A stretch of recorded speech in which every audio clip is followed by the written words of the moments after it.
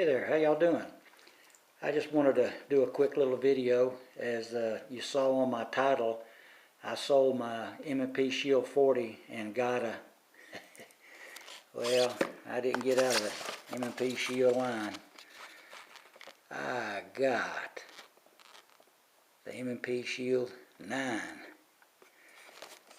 Yep, I sure did. Here she is.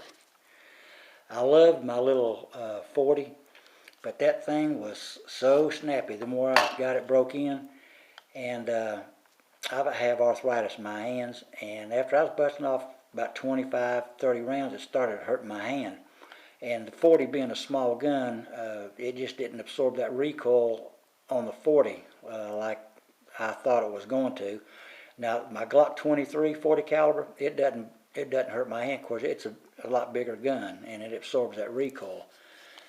But I got the 9. It is much, much better. I can shoot this thing a whole lot better.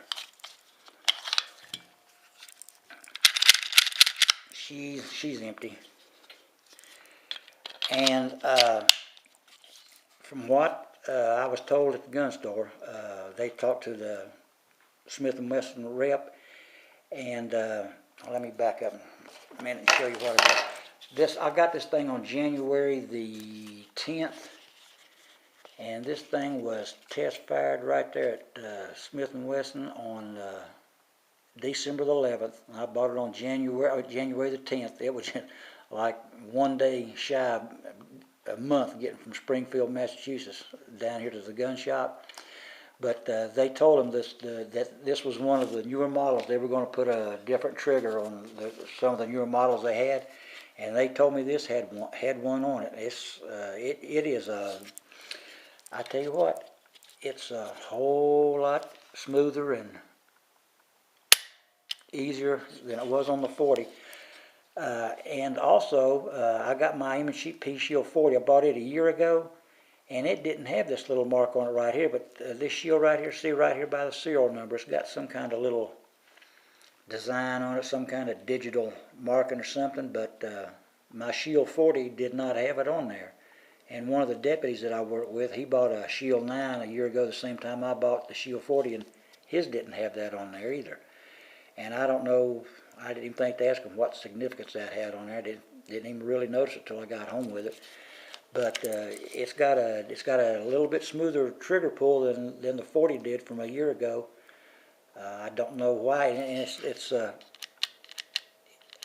got, you can hear that click to it, but that 40 had a gritty sound to it though. Every time you'd put it, you could hear it like it was grinding against something. I mean, it was still smooth, but this is a lot smoother, whole lot smoother. And I busted off 100 rounds on this thing day before yesterday, and man, she shoots good. I love this thing. I was going to sell it, and one of the deputies I work with, he said, "Oh man, sell that thing to me." And I said, "Well, I'm getting ready to get rid of it anyway. I might as well, because down here, in this area, the M&P Shield, either the 9 or the 40, and the Springfield XDS is either in 9 or 45. They're very, very hard to come by. So I sold it to him, and I'm going to go down and pick this thing up. And he said, "Hey, the holster comes with it, don't it?" I went, "No, oh no, no, no." This is the same holster that I had for my 40. It fits it just perfect. Of course, it being the same size. This is one of the holsters I got from the holster store. And man, I love this holster. When you got this thing inside your waistband, you can't even tell you got this thing on you. Love this thing. I'm just partial to leather holsters.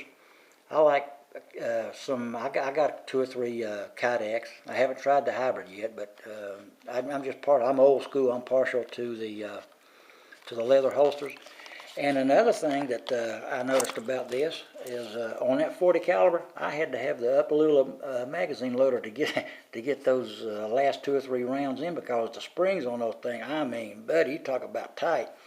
But the magazines on this, I can load them with my hands. I don't even have to use the Upalula on it. So I'm just really pleased with that. And I just wanted to show you. I got my got my 9mm.